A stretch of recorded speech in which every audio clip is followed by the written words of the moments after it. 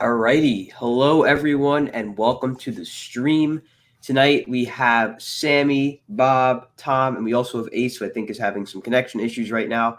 But guys, if you just want to plug whatever you're going to plug, introduce yourselves, go right ahead. We can start with Sammy. Hey everyone, I'm Sammy from Built to Thrill. I have YouTube, Instagram, and really anything. So yeah, go check it out. Is it me now? Go ahead, Bob. BK photo page on so. Instagram and Twitter and Facebook, and I'm selling my yearly calendar. So hit me up if you want to buy a coaster calendar. And I'm Tom. You can follow me on Instagram at tomstracks_99, toms_tracks99. Check out the Great Adventure History website. The forums are back online as of about a month ago. There's some great new articles, a cool one on the chiller. Be sure to check that out. You can get an interesting look at the layout for that and what it was planned to be before we got what we did. Yeah, that's about it for me. And it looks like we still don't have Ace. He'll be here very soon, though. So before we get into anything, I do want to just preface, obviously, Selim will not be on the stream. We're not going to be having another interview. We're just going to be discussing the interview that was posted earlier today. First of all, I want to thank everyone for the support about the interview. The interview was really, really cool to have. It was amazing to be able to be the first one to interview Selim. It also looks like Ace is here. Welcome, Ace, to the stream. What's up, gentlemen? So I do want to thank everyone for the support. Really, truly, it means a lot. Yesterday was a big day at Great Adventure. We did some POV filming on, I believe, 9 different rides multiple times. So we have plenty of content coming from that, in addition, of course, to the interview. So the main point of this stream, we're just going to get everyone's thoughts on the interview. I presume everyone here on the stream has seen the interview and heard what Selim's answers were. So we're just going to pretty much discuss that because Selim was definitely very revealing with a lot of his answers. He held back with some, but many of his answers gave us a lot of information as to where Six Flags is heading. So I guess we can start off by analyzing what he said about the legacy memberships, which I'm sure is news we're all very happy to hear. Selim did say that legacy memberships will remain in place. There's no plan to discontinue them. I know that's been a question from a lot of people, and we heard it from the man himself. They are staying in place, which is really, really great to hear. What do you guys think about that?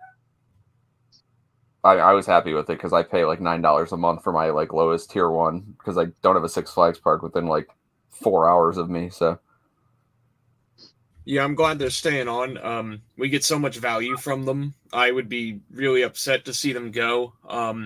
Glad we'll be able to keep our Diamond Elite memberships. They're really great. They are a little overpowered, but it's nice to know that we're safe with them for a bit and for the foreseeable future. It's really cool to hear that they're going to be staying on.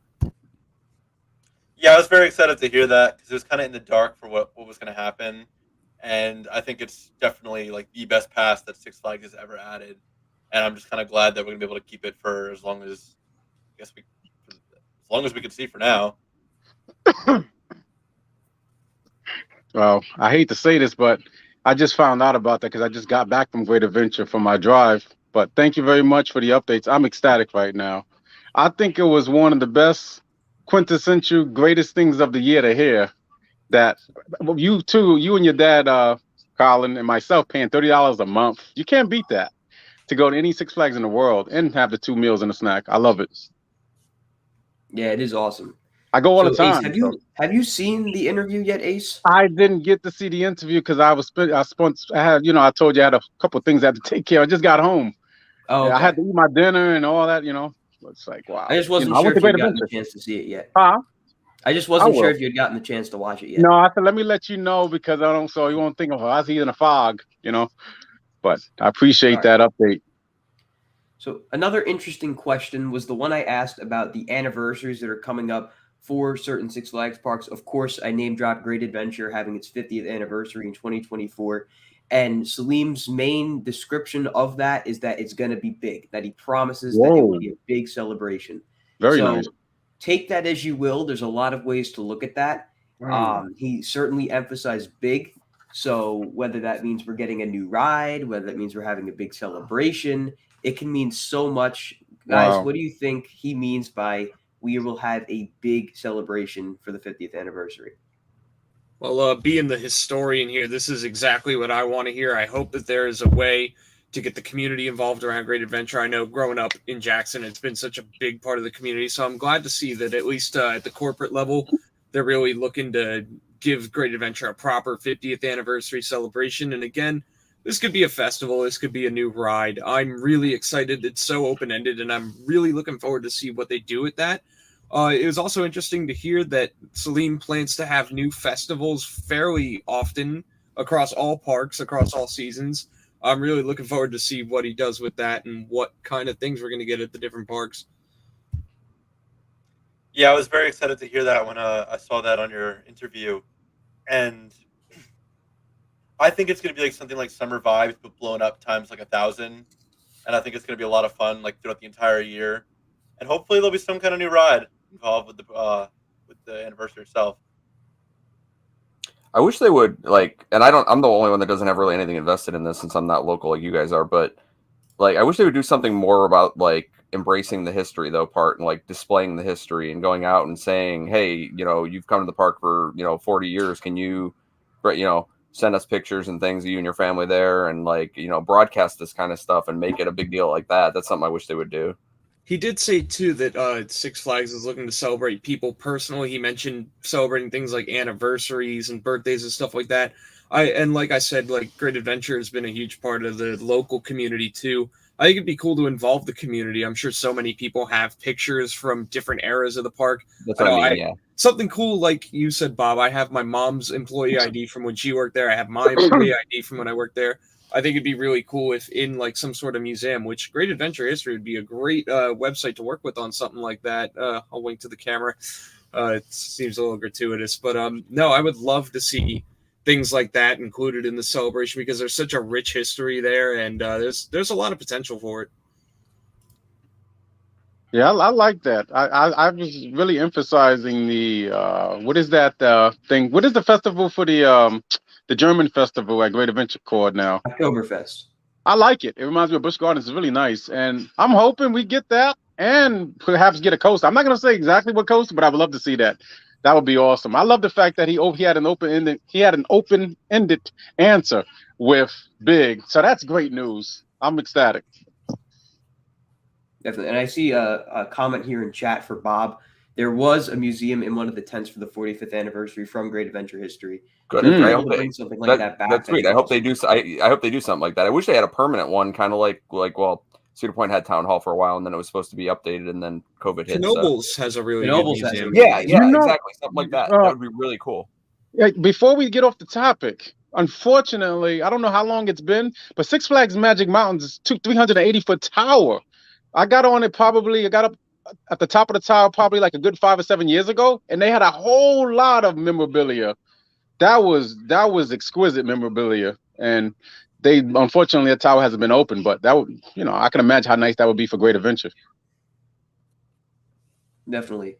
So while we're on the topic of rides, I did ask Selim when we can expect to see the next roller coasters come to the chain, and he didn't really give too deep of an answer. He, of course, mentioned the two coasters that were open this year, Cliffhanger and Wonder Woman, Mm-hmm. Aquaman coming next year, but he did say there are rides planned for the next few years. So Okay. what rides or roller coasters specifically would you guys like to see most come to Six Flags parks? Feel free to name drop any specific RMC parks, Great specific Adventure. models. Or the T-Rex something. I'm gonna break the mold a little bit and give a little bit of and I won't even call it an unpopular. It's an unconventional answer. I would really hope that smaller parks like Discovery Kingdom, and as I said, I remember they're getting Sidewinder Safari pretty soon. But parks They like did. Six Flags America and La Ronde and Great Escape, like the smaller parks need some love too. I would love to see them get something unique. And Selim said it best. Each park has something to offer, and they're all their own things. I would love to see the smaller parks get some love too, but that's not to say that I wouldn't like to see some really big show-stopping stuff going into the bigger parks too. But I think the smaller parks definitely could use some love. Yeah, I concur with that because when you look at it, I'm sure a few of us have been to Six Flags St. Louis. You, Bob, and Colin, and myself. You been to Six Flags St. Louis, Sammy? No, I haven't. Me neither. They like New England can use a nice SNS coaster or any of that kind, like a medium size small coaster. That would be great. Well, I'm For hoping parks we like can that. do an SNS access in the chain sooner than later. Yeah, that'd be nice. Or even a Max Force, or probably New England, or any other park. Oh, Over George is a large park, but those two parks are the main ones, and of course, America and the other smaller parks could use some love. That would be great. Yeah. Is that everyone? I think so. So I also want to mention in the chat, you guys are more than welcome to ask questions, whether it's about the interview or for us specifically. We'll definitely be getting to questions once we finish going over the interview. There's not really too much to say since all of it is pretty much well explained in the interview. But if you guys have any questions about the interview or about what I did yesterday, anything along those lines, any trips we had, of course, as always, leave them in the chat. A lot of people are let's see, what else asking. should we- A lot of people are asking you, Colin, how you got the interview with Selim. I do see that question popping up a lot. I mean, pretty much wasn't it you just asked? Like, isn't that pretty much the answer? Yeah, It's a short version, I guess. I asked. That's pretty much it. I mean, I met him back in April. We had remained in contact since then. I just kept, asking, do you think we could do an interview of some kind? And I knew that he had never done an interview while CEO of Six Flags. So I kind of knew it was a shot in the dark, but it never hurts to ask. That's something that I definitely took away from this. Always ask, no matter what. That's the best question. You always hear a stupid question is a question not asked. That's the best question. When you ask a question, that's the best thing you could have done. It's very smart on you. And of course, it won't always work out, but it looks like in this case, it worked out quite well, as of course I had the interview and everything. So it worked out really well, I must say. That's great. So another thing, speaking of the interview, I did find it interesting at the end of the video. So I had asked, why Selim picked to have me interview him as his first interview. He mentioned that he would rather have a fan of the parks interview him as opposed to, maybe a news outlet or being on some article or TV. And I really think that speaks a lot to what he's trying to do with the company. It seems like they're definitely trying to hopefully cater towards fans. That is mainly being said for the fact that they're trying to make the parks less crowded so that the fans can have a better experience. Of course, people have mixed opinions on all of this, myself included. It works sometimes, it doesn't work other times. But I think overall, the fans of the parks, in terms of the experience at the parks, it's been better because it's just been so empty. You've been able to get on so many rides. And the food has definitely improved this year. I can say that.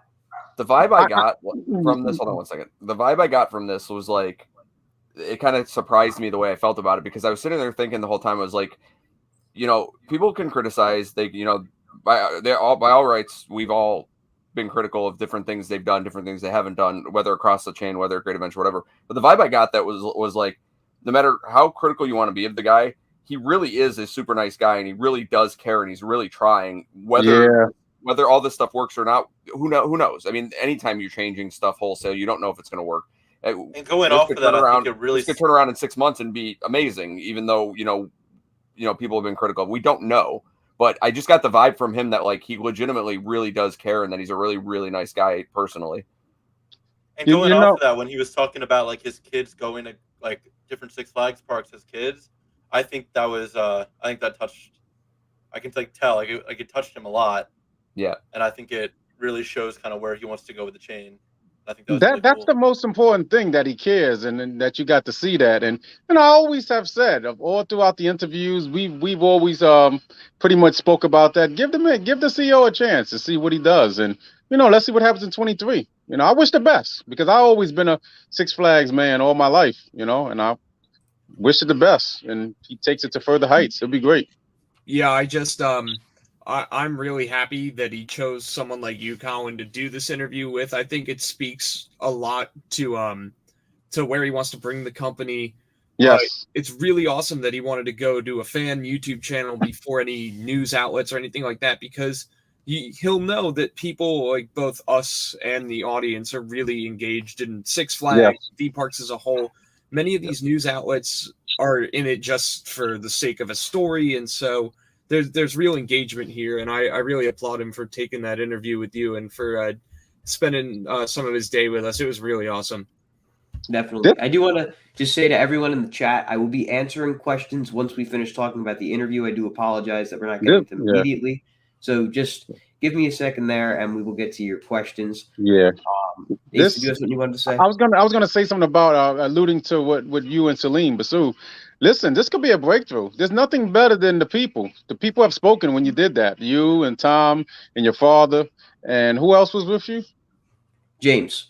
Then James. It's great when you have the input. I really appreciate that he did that for the people. The guests. That's the most important thing. The guest perspective. So I'm seeing a breakthrough, perhaps, for the better. Absolutely.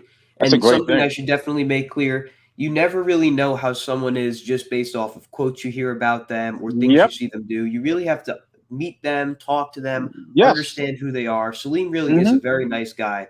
And it's great to hear. I know people have very different opinions on his strategy towards the parks. That's perfectly fine. In fact, I encourage you guys to have your opinions and share them with Six Flags so they can adjust and make their improvements based off that. But you really don't know how someone is until you meet them. And Selim, I have to say, he really is a nice guy. And I have to thank everyone from Six Flags for doing this interview. It was set up very well, and overall it was just great.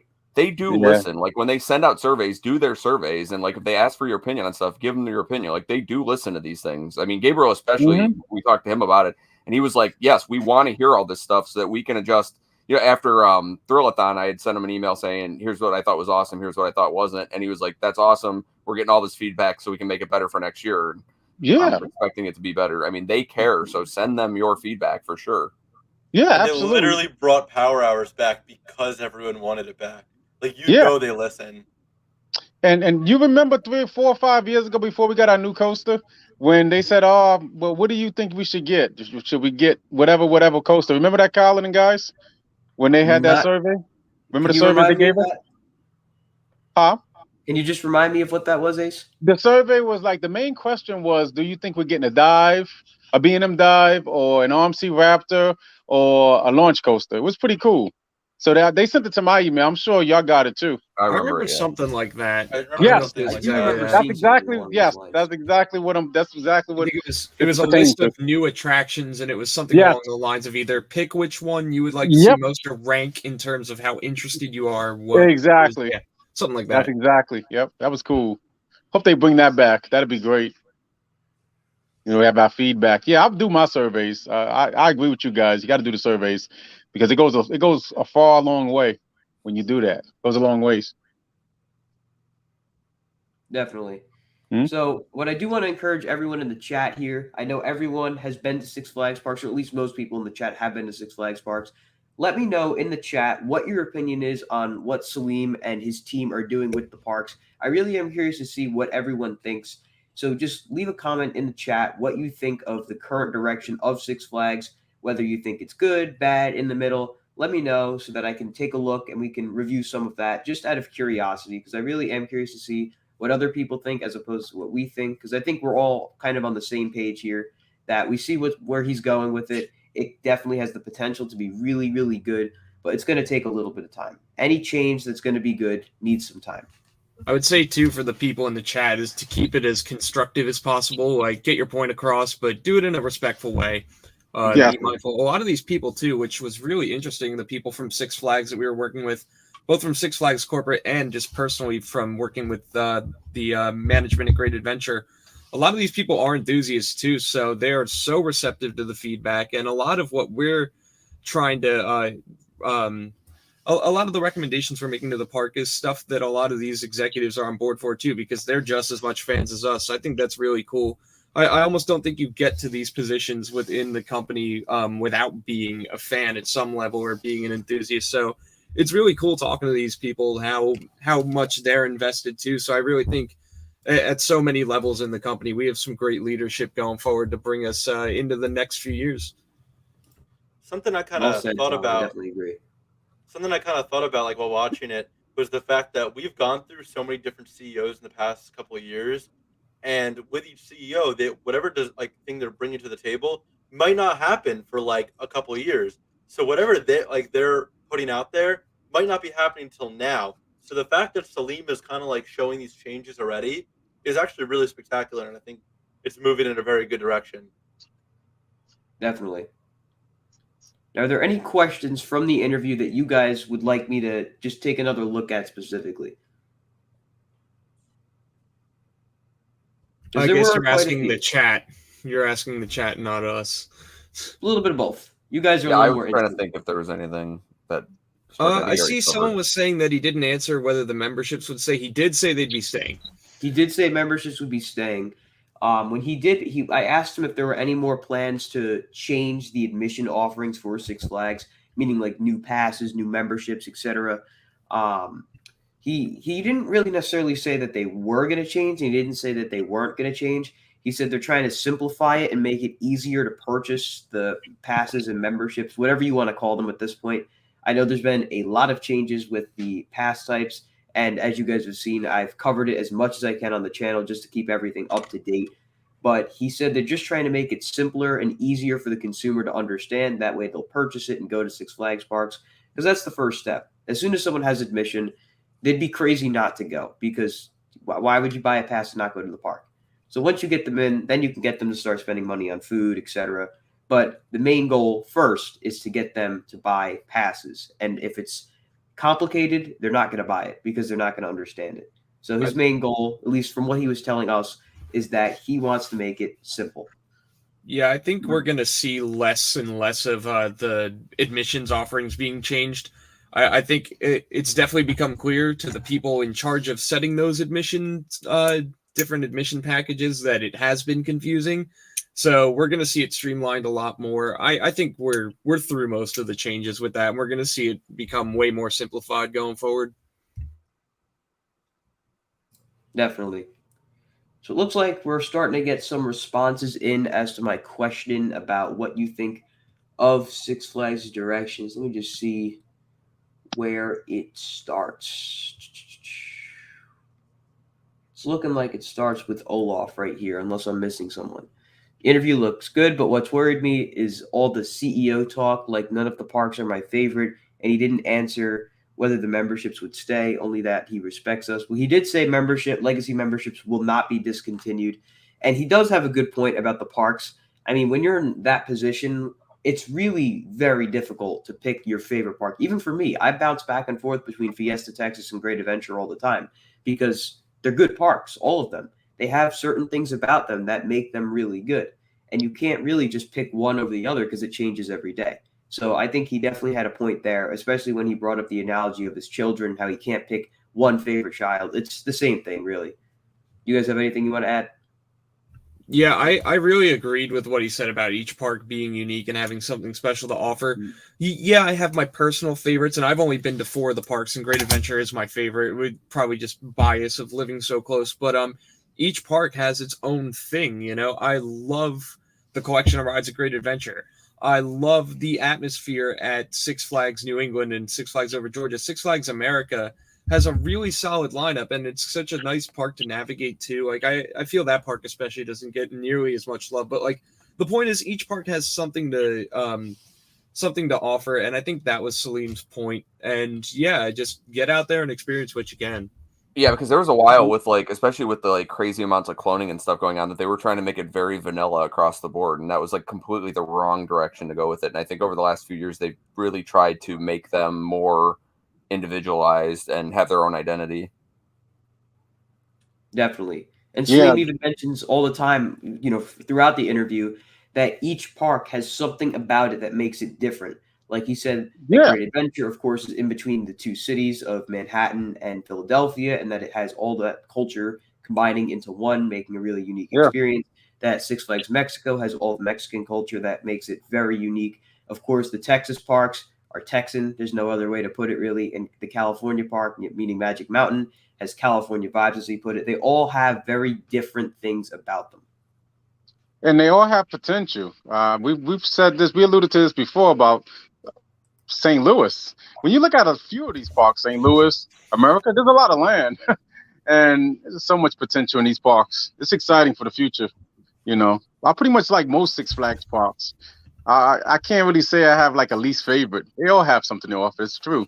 Whether it's Le Ronde or Six Flags Great Escape, you know, they all have something good in them.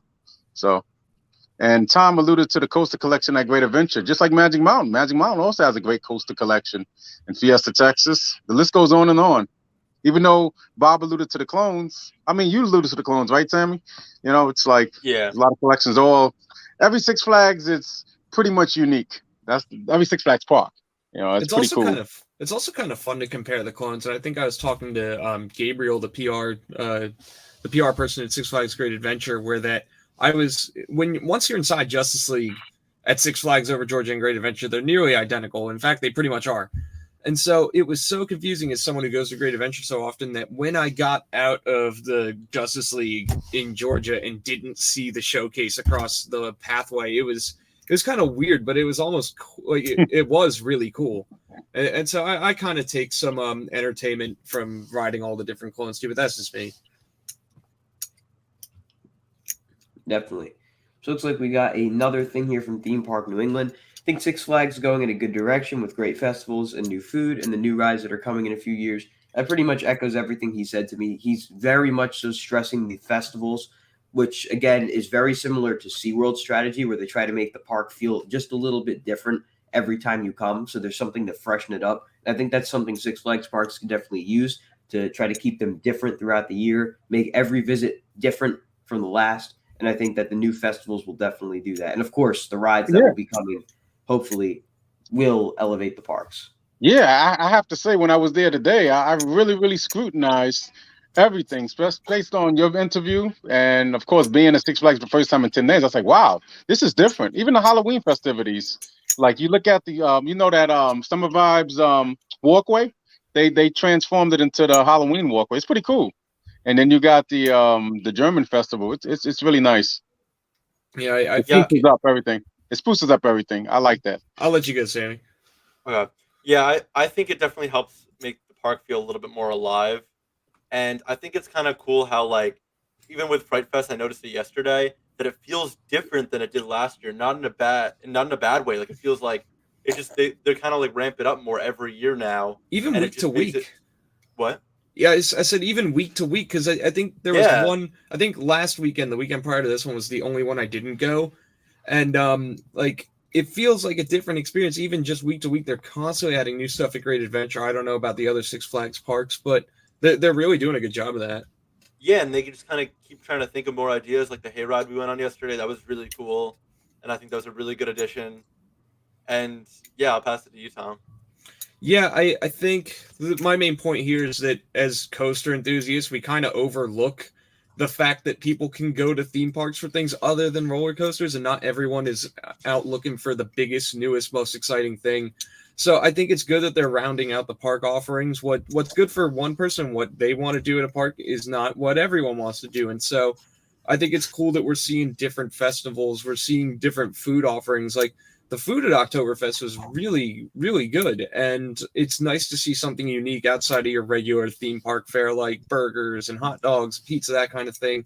I'm really excited that Selim wants to have new festivals almost seasonally. I think he even said monthly, but I don't want to quote him on that. But yeah, I think we're going to see a lot more things like that. And your dad, Colin, said it best. Phil said that the Summer Vibes Festival at Great Adventure really brought out the feeling of the park as it was when it first opened. And I think that's the key. That's like the one element that's been missing over the last few years, even when we have gotten new rides. I'm really looking forward to see what kind of festivals we get going forward. Listen, I concur with all you guys with that. I saw y'all all eating, chomping down on the food. I'm like, wow, spectacular, sensational. I'm ecstatic about the Summer Vibes. It's just like so unique. Just seeing it for the first time, and it's going to be, of course, for 2023. The only thing to add to that would be great, and I do miss as a young up and comer in the 80s and 90s is have some shows back. I missed the jet ski and the dolphin show and the Batman stunt shows. Have some shows. That would be great to add to it. I know people's attention spans are not as they used to be 10, 20 or 30 years ago, but that would be great to add that. A few shows. I do miss them. Definitely. So next up, we have one from Coaster Hour. I was out many weeks ago with the plan, but in recent weeks, I've eased up on my negativity. I will more spectate for the next several months, but I'm still not a believer in the premiumization plan. But legacy membership staying was a big for me. I mean, like I said, everyone has their own opinion. I think it's definitely going to take time to make this work. You need to implement the changes into the parks to make them more premium. And in order for that to happen, you need time. You need capital to come in so that you can spend that capital, spend the money, make everything look good, make the rides great. And obviously, it's not going to happen like that. So there's that. That's my take. I think we forget too, Selim is just now coming on to being the CEO for a year. He's just getting to finishing his first year. And so, yeah, like you said, and I think someone mentioned this earlier, a lot of what's going on right now might not be directly because of Selim. Like he hasn't had much time to implement his own strategies and ideas. And of course, like he's just getting his footing. Like there's going to be some trials and errors, and that's just natural for all of that. And I think so far we're going to see a lot more positive than negative. I like the ideas so far, and I think once we just give time for them to execute on those ideas, we're going to see some really cool stuff coming to the chain. Definitely. Yeah. Yeah, Go ahead.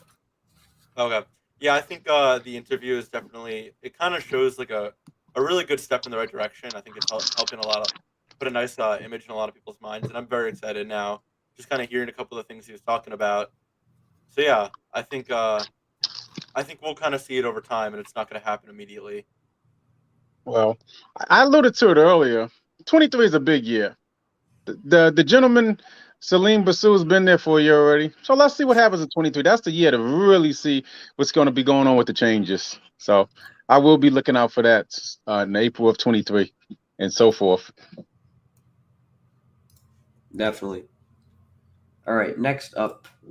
I wish there was a pass higher than platinum, but not as much as diamond. Food price is still high. I believe last time I looked, the 1 meal plan is 110, and the 2 meal plan is maybe around 150. So, I mean, you do have to go quite a few times to make that wind up being worth it. Say your average meal is going to run you between 10 and 20 bucks, depending on what you get, where you get it.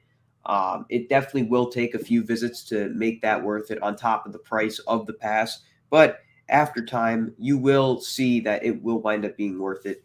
However, I do agree that the diamond and platinum, the gap between those two, there's a huge price jump between platinum and diamond. And correct me if I'm wrong, because all the different pass types they've had, I get lost in some of them. I believe diamond right now is the only one that grants access to all Six Flags properties. Platinum does not. So, like for example, here at Great Adventure, Platinum gives you Great Adventure, Hurricane Harbor, the Safari, and that's it. I believe the one below Platinum gives you just Great Adventure, and then Diamond gives you all of them. And Diamond's very, very pricey, at least compared to the other two. And the thing I noticed, I'm sure you question the CEO about the Hurricane Harbor Parks being a separate gate price? Did you have any questions about that? I did not ask about that, no. That was tough. I was like, oh my God, you got to pay for every Hurricane Harbor Park, including Six Flags New England. That used to be free and it used to be included in the admission. Oh, wow. Yeah, I know that. I saw that yesterday on Screamscape. It's incredible. Anyone else? All right, next up, let's see here. I love the direction they want to go. I just think the execution may have been too abrupt. I like the addition of more festivals and food options. Yeah, I would agree. I mean, the execution was very fast. The pass price, especially the changing of the admission offerings, was very, very quick. But I think overall, it has definitely turned better as opposed to a year ago. I mean, I'd much rather have Oktoberfest than no Oktoberfest, and I'd much rather have Boo Fest than no Boo Fest. So that's just my opinion. Yeah, and I think we've all mentioned this before too, that we like the ideas, but that maybe some of them were a little too quick between like announcing them and then implementing them. I think that added to the confusion a little bit that Selim was talking about in the admission offerings, but they're correcting all of that, and I think we're going to see it be streamlined going forward. I think that's already starting, so I think a lot of this is just people trying to find their footing. We're going to see less and less of that confusion, and I think we're getting to that happy medium that everyone has been hoping for between the price hikes and what's being offered in the park. We're finding a middle ground there. I think it also helps that we have the itinerary for next year, like Yeah. the whole list of every event, which is going to be really cool. Yeah, that's great. See, next up, I think that's about it for stuff relating to what I asked earlier. I believe this is for everybody. I know they're working on the app. The app isn't perfect, but eventually it'll be fixed. I know there's plans to completely redesign the app at some point. I don't know how far down the line that is. Hopefully soon, because the app can be pretty tricky to use sometimes. But I don't know about you guys. I've noticed that too. Oh, what? How our passes expire December 31st, 2100? Yes. If I get to January 1st, 2101, and I don't know. I don't know if like using my Six Flags membership will be on my mind at that point, but if I get there, I will get back to you on that. Wow, amazing. Hunter, I'm excited for Coaster Power Hours. I'll have to make it one night. Yeah, it's definitely great to see the return of Power Hours. I'm very excited. Hopefully, I'll be able to make it to one or two. They're always great. The park's dead during them. Of course, during Fright Fest, you get the Power Hours that grant you access to the mazes as well as the rides. So, Power Hours is always great. Oh, you know what? I wish it was What? two. Isn't it? Has it been reduced to 3 to 1? Because I checked the No, schedule. you missed their announcement. Oh wow! There's multiple dates now. Let me see if I can find it on here. Oh, thank you. I appreciate that. Oh, they put one back. That's great. That's awesome. October 13th, 20th, 26th, 27th, and 31st. Oh wow! Oh, So okay. there's 5 days now. Oh, that's excellent. Oh wow! That's great. That's something to think about. Yeah, we got to talk about what days we're gonna go then, and then hang out. Definitely. Just let me know. Yeah. All right, next up. Do you think this interview will have any effect on the stock price? I don't think my channel is big enough and has the reach enough to cause something like that to happen. It'd be cool if it did, but I don't think it will. So that's definitely shooting for the moon a little bit there. All right, next up. I will say I like the idea of improved food, infrastructure, and experience, but I've only heard noticeable improvements from the larger parks in the chain. Certainly didn't see it at Discovery Kingdom or Over Georgia. Over Georgia, I really enjoyed that park, but granted, I've never been there before this year, so I can't, judge how different it is from then to now. And Great Adventure and Over Georgia are the only two Six Flags parks I visited this year. but Great Adventure was noticeably different this year. Obviously, I've said it many times in my vlogs. Fat Burger at Great Adventure is shockingly good for a theme park. Like, it is one of the best burgers at the. It is the best burger at the park. Listen, One of the Yeah. best let me theme park burgers I've ever had. And the listen. other food too has definitely had an improvement overall. So I think if they continue down this direction and use the strategies they've used for food and implement the same quality into stuff like rides, I think they're definitely heading in a good direction. Yeah, the fat burger. I was about to. I was really, really like cogitating about that earlier.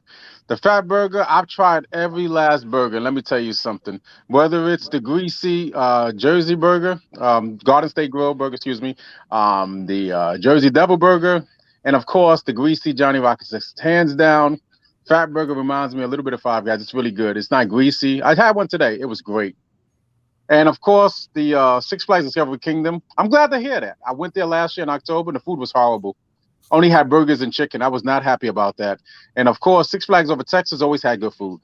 Since I've been going there since 2013, I have to say the Macho Nacho has been excellent. So it's actually great to hear that the food is even better. Because I know you guys went, you and Phil went, you and your dad went back in August. So it's great to hear. And what you were going And back Tom. to, Colin, having only gone to over Georgia and Great Adventure this year. I went to Yeah. Six Flags America this year too in May, and I noticed better quality on the operation side of things, which was something that park has had trouble with in the past. I noticed that the lines were moving a lot more smoothly this year, which is great for that park. Batwing typically suffered from like long lines and tough operations, but this year it was noticeably different. It was on time to open with the park, which again is something they sometimes struggle with. I noticed those improvements even at Six Flags America too. We've seen it at Over Georgia. Again, we have no other years to compare to at that park, but even Great Adventure, the employees seem friendlier. The lines are moving great. There's a lot more operational efficiency all around. It's been going great. Absolutely. Definitely agree with that. Yeah, I concur with that. And now even one thing about the food in America, I was very, very pleased about. Their Mexican food, their macho nacho has improved. And normally that's not as good. So at least we got some market improvement throughout the whole chain. Because I've been to Their most of the parks around the country. The Chop The Six chopsticks? at Six Flags America has been my favorite of all the Chop Sixes. So that's been pretty good. Oh wow, it's gotten that better, Tom. Yeah, I'd say so. Oh, I'm gonna try it one day then. That's great to hear. I like chopsticks. Love Chinese food. Let's see here. All right, we're going to go through the questions. And then there's a sneak preview I want to give everyone on the stream. Hopefully it'll actually cooperate and function properly, but I guess we'll see how it goes. Oh boy. Will you think about Great Adventure's 50th anniversary as 2024 new coasters? I think we may get B&M Giga or RMC T-Rex. I don't know. Like I said earlier, Selim said that the 50th anniversary celebration for Great Adventure will be big. So depending on your what you interpret that as, maybe you see it as a B&M Giga. Who knows? Everyone sees it differently. I mean, I sure would love to see a B&M Giga come for the 50th anniversary, but listen, if that comes, that will not only like change the face of the earth for the whole like theme park world, but it will make up of all the misfortunes that we've had the last 20 years with coasters. With Ace, at all these other parks. If you don't mind, Ace, I just have to interject. John Joseph Gray has sent us a super chat. John, thank you so much for the super chat. Oh, cool. So I saw the interview. Well done. My take is I think he may be letting his fandom take over instead of being more business-minded like Hershey is in Universal. Fandom in business usually don't work. Oh. That's certainly an opinion. Wow, interesting. I don't know. I mean, I just, like I said, I'm very grateful for the opportunity I had. It really was phenomenal, and I can't thank Six Flags and Selim enough for choosing me to be the first interviewer of Selim. I just realized I was muted when I was making the point I was trying to make, but I'd say look at it this way. You know, the other CEOs, to my knowledge, have not done anything like this, and they're no longer the CEOs for whatever different reasons. And so this is a different strategy that we're seeing out of Selim, and I give huge thanks and respect for that because it's something new and it's something different. And why operate the same way that you have in the past as a company and expect different results? So like, this is a new strategy, and it's one that's really cool. Obviously, like it's great for Colin, it's great for all of us, it's great for outreach of the communities to the different parks, and I think there can be some good to come out of it. Yeah, that what he did this year, I give him an A+ on all the festivals. I'm sure you guys concur with that. And I have to say, I have to give him a lot of credit not being the quintessential cookie cutter CEO we've had the last 10 years. I have to give him that credit. So let's see what happens. It's always good to be unique and bring something different to the table. And I think it's important that Selim is doing what he's doing because obviously the age of marketing right now and where people's attention spans lie Mm-hmm. is not the same as it was 3 years ago, even 2 years Mm-hmm. ago. It's The true. pandemic changed everything, and the rise of social media platforms like TikTok really, really changed a lot. I mean, people's attention spans are now shorter than ever. I think we can all agree on that, I myself included. And to pivot more towards something that's going to reach more people on a platform like YouTube and Instagram and other social media platforms, as opposed to a news network or article, younger people and just more people in general now are on social media. And that's where all the potential lies, right there. Social media. TV's dying, cable TV's dying, articles really aren't that popular anymore. Social media is the way to go. So that's my take. Back to Six Flags Fun. Thank you, John, for the super chat again. Where were we, Ace? Oh, so what I was saying is that if under the CEO Bassoul, we get this Giga Coaster, that changes. That's going to change a lot of minds for Great Adventure because that is pretty much hands down the largest park in the world, and of course the largest park in the Six Flags chain. That would be great. I'm going to go back to the point that I was making earlier, where that, again, we kind of we hyper-focus on the, pun not intended, by the way, or Giga, I don't know. We have this fixation on everything being about what new coasters are going where. It's going to, I think the 50th anniversary of Great Adventure may or may not include a new coaster, but either way, it's going to include some kind of celebration, make it a festival, a museum, something like. I think we need to expand our expectations to go beyond just like, oh, okay, the 50th anniversary is going to be big. What new ride are we getting then? It's like, no, maybe there's also a festival. Maybe there's some new food offerings. Like, think of what Kings Island did, something like that. I would be just as happy, if not more happy, to see something along the lines of what Kings Island did for their 50th anniversary happen at Great Adventure, because I think they could do a really good job with a concept like that. Definitely. I think going off of Tom there for a second, of course, I think it'd be awesome if we got something like this 10, 15 years down the road. And I think there's a chance that it could happen, but we don't know. But something like what Kings Island did for the 50th, like a drone show, would blow everyone away. And I think that'd be awesome. And I think everyone would love that just as much as a new coaster because of just kind of like it's a different experience that you don't see at every park. That show was incredible. That was really was. cool. Yeah, to see it in person was amazing.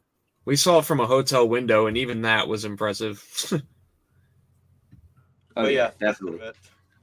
All right, next up, a question from Walter. Hello, Walter. So my Gold Pass membership from last year is grandfathered in, ? I bought it with a one-time payment, not monthly. Please address. And if so, how do I make the one-time payment again? So Bob's shaking his head. He's right. If you did the one-time payment, depending on when you bought it, it was good for 1 year from then. So whenever that 1 year from then is, that's when you're going to have to renew. And I highly doubt you're going to be able to renew under the same pass type. So you're going to have to migrate to one of the new pass types, whether that be gold, platinum, or diamond. So you could also get dining now, which I don't think was an option last year. But yeah, you will not be able to keep that membership as long as you're talking about not one of the legacy memberships, one of the newer ones. Post Selim's changing of the first time, that will not be grandfathered in. Well, the legacy memberships are all monthly payments anyways. Legacy memberships are monthly payments and they're grandfathered. You had to continue to pay them. But the stuff after that, not necessarily. Next up. The way he described the 50th anniversary makes me think that a new ride or retheme will come to Great Adventure.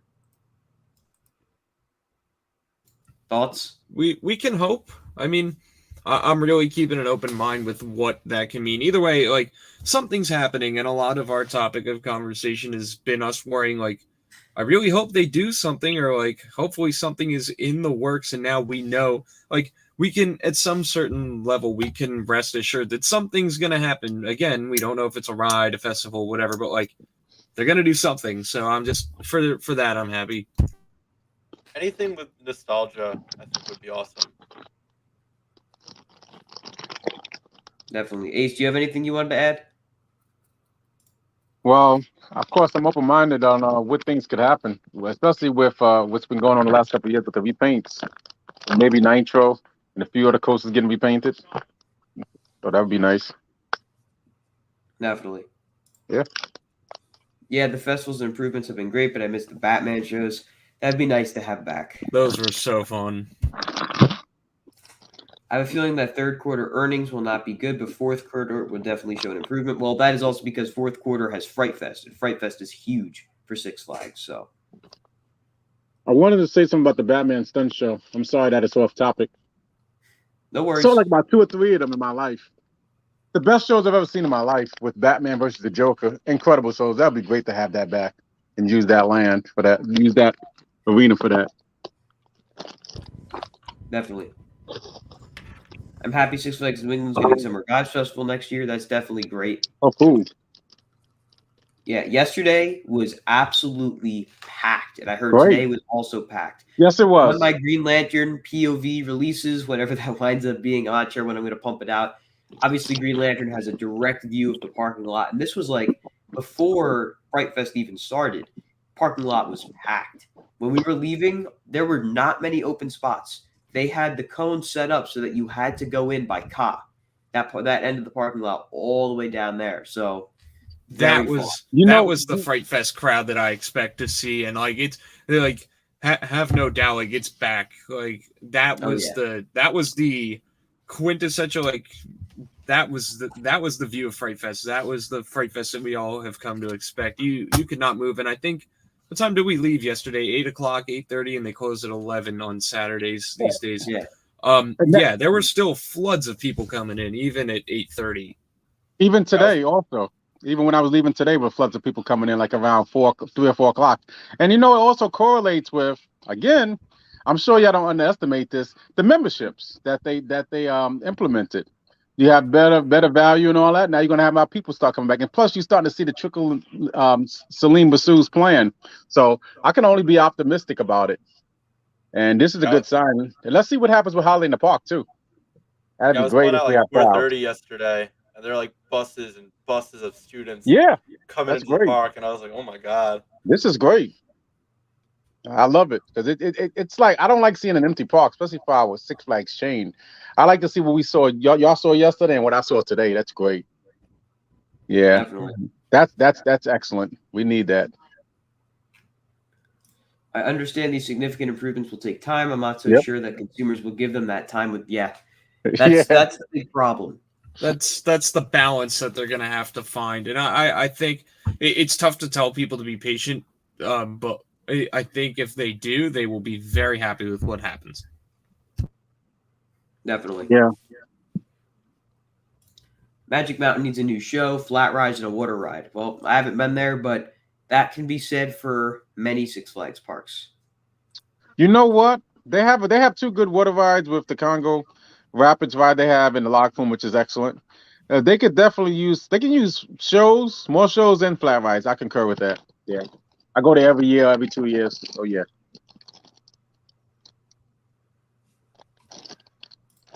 W Stream, well, I'm glad you think that. The Great Adventure map shows that, yeah, I know. I hope they wind up fixing that soon. Jersey Devil isn't even on the map that's on the app. So I'll definitely let them know. I think El Diablo is still on there, actually. Yeah, all of Seaport in certain is still views. there. Oh, yeah, that too. So, yeah, hopefully that can get changed. I think the price for top tier passes, Cedar Point Platinum, SeaWorld Busch Gardens Platinum. Oh, we have to pause. It looks like we have received another super chat from John Gray. Thank you, John, for the super chat. I hope things work out with him, but sadly, corporate mindset is post profitability instead of the opposite, and they are also impatient with plans. Fair points. Fair points. What do you guys think? I'm still just trying to corporate mindset is post profitability. I don't know. I don't really get much of that. I don't think they're being overly corporate. I think by Selim and the team at Six Flags Corporate reaching out to you, Colin, to do this interview is so anti-corporate. Like they're, for lack of a better term, they're asking the little guys what they think of the park. And I think it's so cool that they're getting involved at that level. I think it shows that they care more beyond it being their job. And it's a really cool strategy. I almost hope I would encourage them to see what other local enthusiasts and fans of other parks think too. Like, talk to the people at New England, talk to the people at St. Louis, everywhere. Get as many different opinions as you can, maybe even from some of the most dedicated fans, because I think if you can make them happy, it'll make better experiences for everyone too. I am very hopeful for this strategy. I think it's a great one. Yeah, big parks typically don't do that. It's the smaller parks that are more personal with their management and things like that. The bigger parks usually don't really do that. So the fact that he was that open and willing to give you that interview is amazing, and it speaks to a completely different mindset. Yeah, Absolutely. yeah. It's the antithesis of this. It's all about strategy, and you can see it play out, especially towards the end of 22. And let's just see what happens in 23, like I alluded to earlier, especially in regards to this. Definitely. All right, where were we? We were here. Yes, they are all pretty close in price. I'd agree with that. I think the Busch Gardens one is a little bit higher. Probably. Who do you think will fill the void that Six Flags left in the budget parks? I don't think anyone will. I think everyone's going to try to start pivoting higher and higher and higher. Yeah, I'd agree. Yeah. All right. Here's the question I've been waiting for. How did the on-ride POV filming yesterday go? Dude, the picture of you on Ka is freaking hilarious. That was like, really you good. like a dog that sticks its face out the window going down the street. No, it's so cool. So I'm actually going to give everyone here an exclusive sneak preview at one of our POVs that we recorded yesterday. Oh, cool. Hopefully it will work because this is a 5K file and this is a 720p stream, so I don't really know how this will work. But let's just kind of see how it goes, I guess. Yeah. All right. Okay, it's working so far. Ooh, we get good. to do commentary too. Great. Is this Planet Coaster and you're just like making it seem real? That would be really funny. All right, can we hear the audio? Oh, No. this is not going to I work don't very hear well. Is anything it? now. I don't hear anything. I don't know if I It's hear it. actually not terrible. Oh, the devil. Oh, cool. It's a little bad. Nice. Crystal clear. It looks Okay. decent. It's coming out pretty decent, actually. I can Just had tell a it's big- Jersey Yeah, Devil. you got a massive jump cut. Yeah. I have to say, though, I'm very happy with how the POVs came out yesterday. Is this just on your wrist? This is on my wrist. Yeah, this is actually very Well, impressive. on my hand, so it kind of It's wraps clear. around. It looks good. It looks clear. Very good. Yeah, it it stayed looks like. pretty still. Yeah. That's pretty good. Good job. Thank you. Thank you, Rob Alvey. I have to give Oh, there you a go. lot of credit to Gabriel for all the tips he gave. Yes. Really, Yeah, really Gabriel good was tips. really helpful. Wow. So Gabriel gave you the tips of how to take the video. Wow. He's got Yeah, into Rob it with science. Rob Alvey gave him the tips. Yeah, he has like a Wow. whole science behind it. It's crazy. Gabriel's amazing. He's a great public relations director. He's great. Parks in good Absolutely. hands. The I'm Parks in gonna great show you hands. for now. I'm But- trying to get ahead of the questions here a little bit and just make sure they're Wow. semi-timed up. But Olaf is asking on Devil if you use the GoPro Hero 10 or 11. That you just saw was filmed with the Hero 11. Nice. We of course used both the Hero 10 and the Hero 11 yesterday. The Hero 10 was mainly used by my dad to capture reverse POVs, but Oh. we did capture two Ka POVs, one with the Hero 11 and one with the Hero 10 How- for obvious reasons. So we How could did do he? side by Did side. he like do this like over his shoulder? Like how did he do a reverse one? I'm confused. No, reverse POV meaning like he sticks his arm out like this to capture us. Oh, I think You I could can also see call that behind him. rider I think cam. that's I just something- have to call Yeah. it reverse POV. That is I got reverse, yeah. Oh, so you see the faces. You can see our When you faces. do a regular POV, just Yeah, reverse. yeah. And y'all can see everybody's face, like looking all discombobulated. Exactly. And the That's Ka, I'm pretty just gonna tell cool. you guys, I'm gonna try to get the King to Ka reverse cool. POV out as soon as I can because Nice. that one is absolutely insane. I can't wait to see it. a different cop POV that not different from the one I'm going to upload on YouTube. There is one on my Instagram and my dad's Instagram that he films, so you get to see his face, and it's That just one like was really blabbing good. like crazy. It's unbelievable. All right, next up. I think the food was improved this year a lot, like Fat Burger and the new potato pancakes with applesauce was really good. That is something Selim mentioned specifically. He was very adamant about the potato pancakes. I think the it was salad. the potato The salad, right? Yes. I loved the food at Thrillathon. It was amazing. I liked everything on the Oktoberfest menu. It was all around the board. It was great. Listen, Thriller, nothing had anything on Thriller Time. It's just too close. I wish it would have been 4 or 5 hours apart. I So mentioned much that great I mentioned food. that to Gabriel, and he said, "Yep, Oh my absolutely. God. We know. We're gonna fix that." Please fix it. We're gonna have 2 days next year. And then also, have you noticed, Tommy? Because you said you like the chopsticks. Great Adventures chopstick has improved in both locations. Have you noticed that? I don't know if I had it yet this year. I Great did. Adventure. I don't think so. Listen, I've been in, and it looks just as good as it always has. You like but- orange chicken? Yeah, The it's orange pretty chicken good. was there. That's Say, I'm probably my sorry, guys. go-to. Listen, the orange chicken, I had it last week. I couldn't do it today because I'm trying to eat a little better. But listen, that orange chicken has been crispy, really good. So yeah, that's definitely looking up. I can't. No complaints about the food, the salads, everything at Great Adventure is good this year. Too bad with Toro's situation, there's no Macho Nacho. That was good this year too. Before that section closed. Well, that's great to hear you think that, Ace. Oh yeah, I love food. Yes, this is very true. Yep. I want them to add chain restaurants to the park. Not a lot, but some. I think it's good to have a good mix. Well, we have like Starbucks and Fat Yeah, Burger is Well, also Starbucks, you yeah, can't Fat call Burger's Starbucks technically- a chain because it's just the Starbucks logo slapped on it. I mean, yeah. it's not At really the end of the day, Starbucks yeah, coffee. but Fat Burger. Fat Burger is a chain, I Fat believe. Burger like, is a genuine. there's Fat one in Burger. the Cherry Hill Mall in New Jersey too. Like I noticed. technically Johnny Rockets is part of a chain. Yeah. Yes. Now the Fat Rita's. Burger. No, the Rita's, Fat yeah. Burger you alluded to, Tom, is it similar to Great Adventure? It's really good. I didn't eat it. I was browsing like the other stores I didn't eat. Okay. All right. Next up, I think the samples they had for Oktoberfest, they should add those to the menu because those were great food additions to the park. And I think would be great all around in the menu. You could definitely get away with adding some of that to the menu full time at like the brew house, and maybe they take like the most popular, maybe like the 2 or 3 most popular things, and try to rotate it into the regular menu. I think that would be a really good test for that.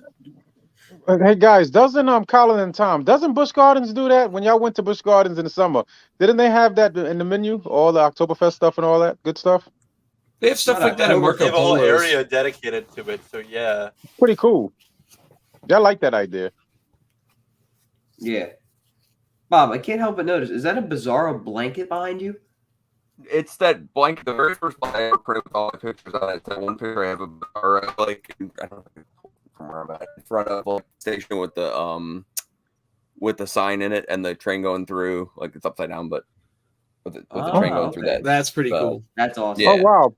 And I what's do in the have to pause. background? It looks like we got another super I'm chat. Olaf, thank you so much for the super chat. I really, really do appreciate it. Oh, that's All right, really let's see. nice. That's really What is nice. next Thank you, on Olaf. the agenda. Yes, more places like Fat Burger. I agree. Yeah, I concur. Definitely. What do you guys think of Six Flags going cashless? Good move. I mean, It is a everybody else good is move. doing it. More places Whatever. are doing it. Now that people are kind of seeing it, it's definitely helping. It's only like annoying for younger people, in my opinion, for the most part. Like really, like a lot younger people that don't have credit cards and things. I mean, yeah, you can still get the debit. You go get the debit card, whatever. That part's kind of a pain, but I mean, it's a lot less work. Plus, we know all that like a lot of like workers can barely count change anymore. And I hate to say it like that, but it's true.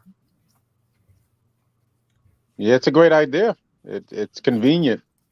I do. They used to take Apple Pay. Yes. That's my I wish biggest they would bring gripe. that back. They I mean, should I can really just survive bring without Apple it. Pay back, Google Pay, all of that. That would Yes. make people less angry because That- really, yep. at that point, all you would need to bring to the park with you is your phone.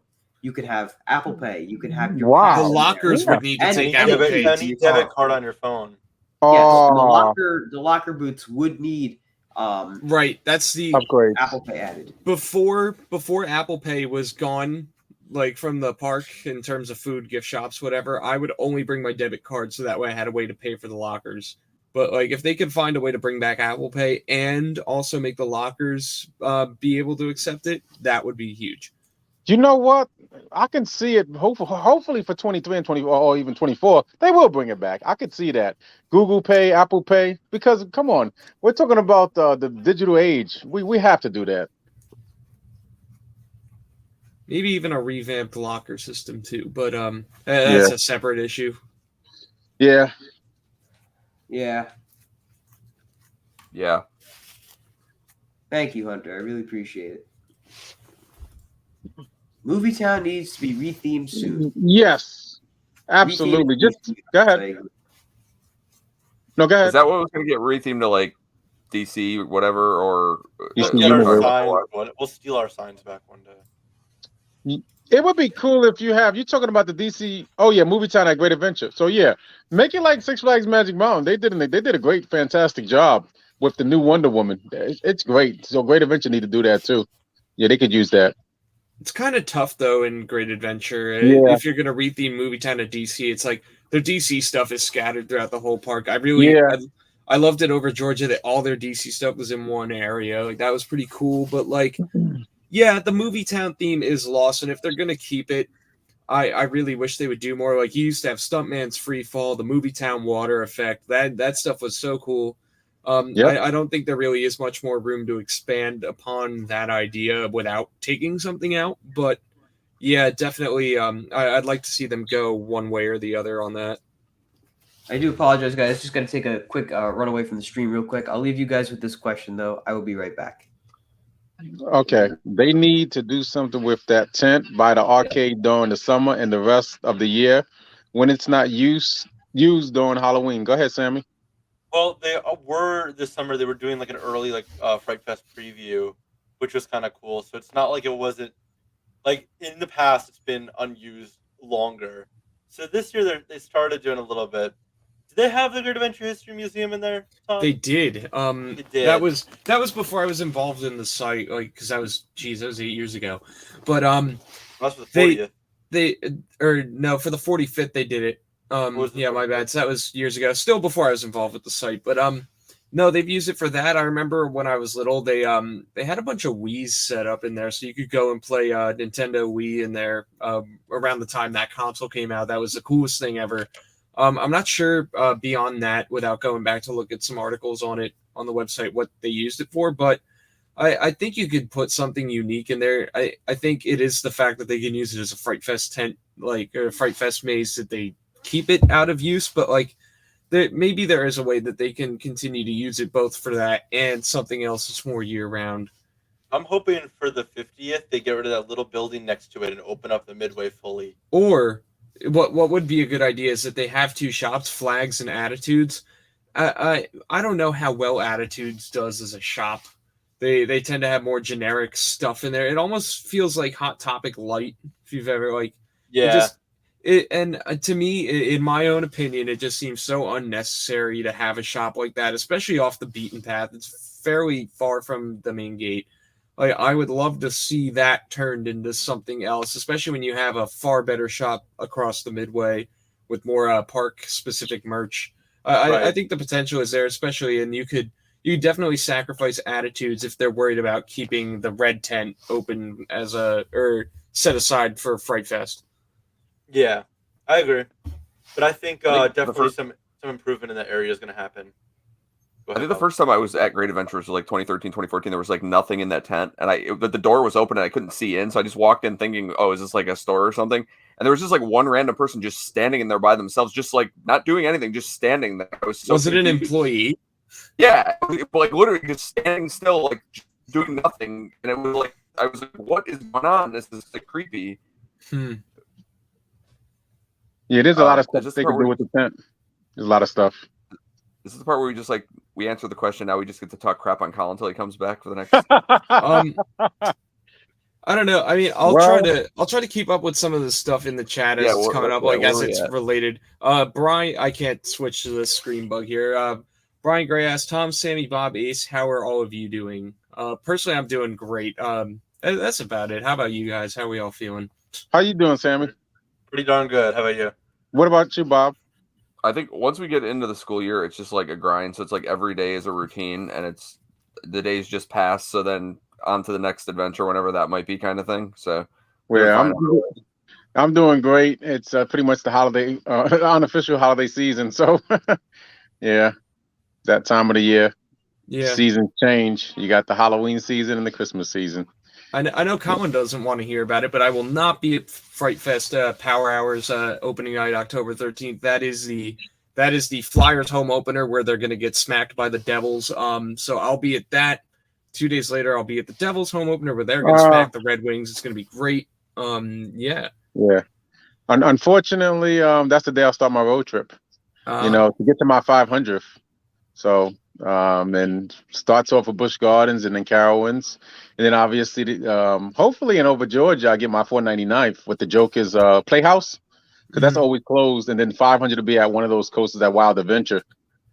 And of course, I got to get a few at Legoland to get to like 508. I see a question directed at me. Tom, how do you feel about it's a Devil's question. match against the Rangers? It's preseason. It does not count. The Rangers are the only team in sports that can crown a king without them having to do anything. I don't know. I did get Jesper Bratt to sign my jersey after that game, so that was pretty cool. I'm gonna have to frame another jersey. Woe is me.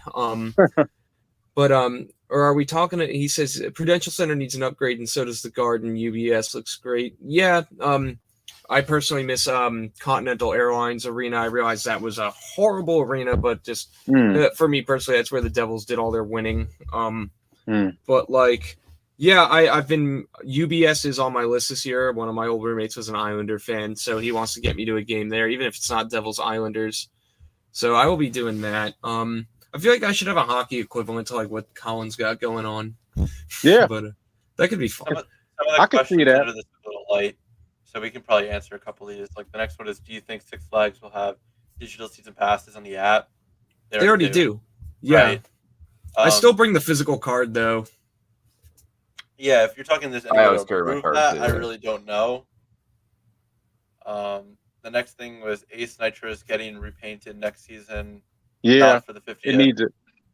Yeah, because it's really faded.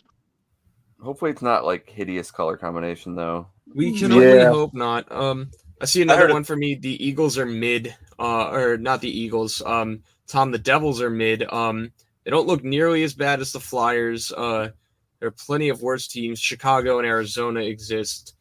But the Eagles are 5-0. Yeah, that's weird. Oh, you're talking about football. Oh, yeah, and surprisingly, the Jets and the Giants have a winning season, and the Cowboys are winning with their backup. Yeah, I mean, who had the NFC East being the best division in football through 5 weeks? Right. And you know what's sad? Why would you bet against the Dallas Cowboys with the magic they have, lightning in a bottle? I saw a guy at the pizza restaurant earlier losing a bet. And I was like, he asked me what I was going for. I didn't want to make him feel bad, but I'm happy Dallas is doing well. I'm like, wow, what a team. I'm happy and angry at the same time as a Vikings fan. It's like we're 4-1 right now. It's great, but of course I was at the only they played Philly and I was at their only loss. But if it means like we're this far in and they have a good they have a good record there and they're ahead in the NFC North, like that's fine. Also, shout out to Stefan Diggs if you're watching the stream. Thank you for carrying my fantasy football team, the Houston Oilers. I appreciate it. It's great. Thank you, Stefan. You are a gem. And shout out to Eagle. Oh, go ahead. Excuse me. Shout out. Of course, I have to say this. Yours truly, championship town right here in the Bronx. Shout out to mine and our Tom and myself's Yankees. Let's go. We're about to get swept by my Guardians. Oh, I don't know. Hold it. All right. I want to address Brian. I thought that was the Cleveland Cavaliers. Wow, that's the new Guardians. Oh, wow, that's gonna be fun. Yeah, we gotta beat you guys. Let's go, Yankees. You gotta offer up cigars and rum to Jobu. Major League reference. Go watch that movie. All right, back out of baseball, back into coasters. Do you think Six Flags will have a digital season passes on the app? They do. Yeah. Colin, we're just Ace, going to tell you Nitro's which one of getting- these we hit. Oh, we also Ace did the Nitro's next getting one. The next one. repainted next season, not for the Next one. 50th. Yeah. Anyone go on a Friday to Fright Fest? Like, how many people were there? It's still crowded, but not as crowded as a Saturday. No. Yeah. I was at Great Adventure yesterday. Nitro was down on the lift, which I didn't think it would open up, but it did. We were there yesterday as well. Nitro was down when we were supposed to go film on it, so we figured we'd come back later, but unfortunately we did run out of time. But oh well. That's all right. I'm sure we'll be back. Will Great Adventure have home park improvements next year along with Movie Town rethemed to DC Universe? I hope. Probably not next year, but at some point. It's Yeah, probably let's in the hope. plan. Let's hope that's the case. People are not happy with the new bag policy at Six Flags parks. I personally don't understand why anyone needs to bring so much stuff with them to a park except for filming and Parents medical too. reasons. Medical Yeah, reasons, parents with small kids, maybe, but like, yeah, it's Otherwise, tough. there's all you need is your wallet, your keys, and your phone, and whatever medical stuff. That's it. If you ask me. Yeah, you can have it. You can put that in a small bag. Of course, you have yeah. your souvenir bottle or your pass, but Those that's don't it. really go in a If you ask bag, me. though. What? No, those don't really go in a bag. You can put your pass in They your go in your pocket and just pockets. hold your cup. Yeah. Let's see. Ace, ready for the trip? Oh, absolutely. I've been ready since your father encouraged me to go. So I'm ready. All I gotta do is pack. That's nothing. Awesome. Yeah, I'm excited. All right, next up. The new bag policy with people being mad makes no sense. Honestly, if everything in the park could be paid with Apple Pay, nobody would need a lot of stuff. I mean, even then, bringing cash or bringing a card doesn't really warrant bringing a bag. So that's just my opinion. Yeah.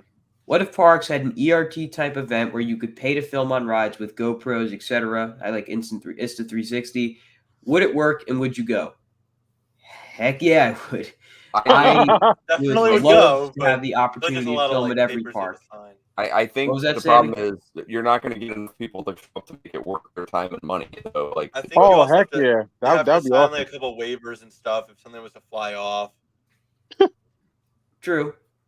It's a very big liability, but at the same time, as long as you check the stuff first, I think you'll be all right.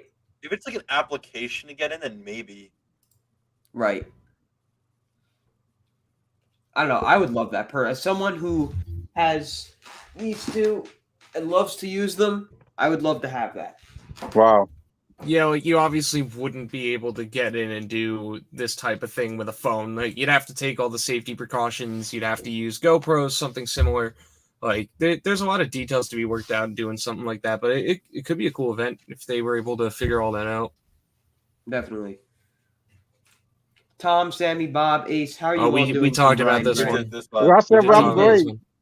one. It's the holiday season. Hello, back row coasters. This is where you guys were. Okay. Yeah, we like kind of bounced around. We figured while you were gone, we could talk about sports. We shouted out Stefan Diggs if he's watching for carrying my team. And Lamar Jackson is just ripping up them Cincinnati Bengals All right right. Enough sports for one stream. We already lost everyone as it is. now. Bill, honestly, I would go. I think that would be cool because I know most people are big with filming, and I'm one of them. Honestly, I'm kind of 50-50 if it's going to work or not. Yeah. SeaWorld parks have made it work. I've heard nothing about a GoPro hitting somebody at a SeaWorld No. park. Or anywhere. People I know think it has that to do with New GoPros, Jersey law. they're not cheap, and you're not going to screw around with one of those things. I certainly won't. I'm going to make sure that screw is nice and tight, that mount is not going to break, that it's secure, nice and tight to my hand. I'm not taking any risks. Same with the chest mount. Make sure it's nice and tight. Make sure the chest plate is good. You just Very, took the words very, out of expensive pieces of machinery. You don't want to mess them up. Yeah, absolutely. When I was in getting on Iron for the first couple of times in March, there was this man that had it. He had it perfectly mounted right on his chest. I saw him a couple of times with it. Yeah, that's how he filmed, right in the front row of Iron. Yeah, that's what Pretty I cool. did too. That's what I love about SeaWorld. I got to give them that policy. I got to give them that about the policy. Do you think Lake Compound should get a water coaster from Pro Slide like that? Yeah, That could be why fun. not? I think every Yeah. water park should have a water coaster. Yeah, they honestly. should. I'm surprised Yeah. Great Adventure doesn't have one, or Hurricane Harbor Yeah. doesn't have one yet. Yeah. Six Flags New England has a good one. I don't know if you've Yeah, been on it's Six Flags New Typhoon. England. Six Flags New Yeah, England is it's great. What's the name of it? Typhoon. Oh, it's excellent. I haven't been on it since like 2010, 2011, but it's great. You know, Typhoon's really good. It is. I love it. Next up, does Dorney need a water coaster? I think so. What Of course. does Dorney have a water coaster? I haven't No. been to Wild Water Kingdom in a while. No, No, I don't believe so. no. Okay. It's more. Wild Water Kingdom is more. Oh well. Let's see. I went to Lake Compounds. Boulder Dash is my second favorite wooden coaster, right behind El Toro. Boulder Dash is good. I just don't think it's Yeah. as good as it's made out to be, personally. I had Yeah. terrible rides on it. I didn't like it at all. It was You- kind you of mean- mid. I think I overhyped it. Hey, Bob, was it because it was brutally rough? It was pretty damn rough on me. Yeah. I'm telling you, 19 was the greatest year, man. I got on it 6 straight times. The only time I got busted up was in the back of the Boulder Dash. And then last year, 2021 was the year. In the second row, I said, I'm done. I tapped out. I couldn't even get on. I left the park. It was just too much. They need to retrack it, just like they did with Voyage. I rode it in that coaster's brutal. 2016, and I thought it was super rough. Jesus Christ. You think Wildcat was worse? It Rougher was than it was closed. It was Oh, being okay. completely retracked when I was there. I got on it with a retract. It's more brutal than Boulder Dash. Never get on that again. Wildcat is brutal. All right, next. Will Worlds of Fun get a Giga? Nope. No.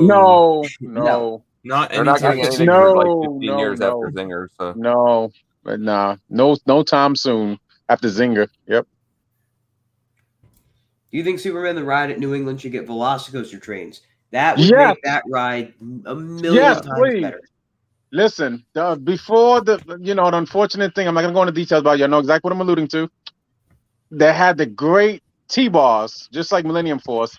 If you have to change it to the Velocicoaster style, Pantheon style, excellent. Because those things are very uncomfortable. No matter what size you are, whether you're small or large, very uncomfortable. That's one of my favorite coasters, by the way.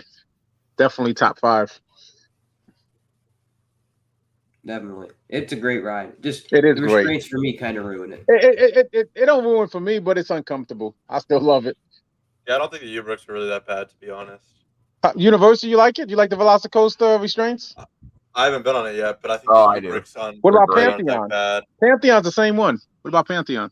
I haven't been on Pantheon either. Oh wow, those are the new edition. Those are the new generation intimate restraints. That would be great on Superman, something like the Pantheon Yes. train. I hope they do. Oh man, that would be a lifesaver. I love those. They're like Hey, so I they're, just they're want to freedom. ask because it's really catching my eye.